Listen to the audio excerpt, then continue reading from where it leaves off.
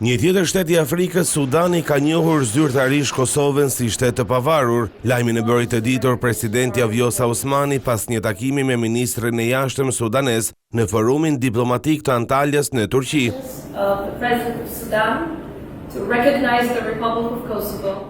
Sudani ka njohur Republikën e Kosovës dhe dy vendet tona kanë rënë dakord të vendosin marrëdhënie diplomatike. Faleminderit nga populli i Republikës së Sudanit. Ky është fillimi i një partneriteti të madh.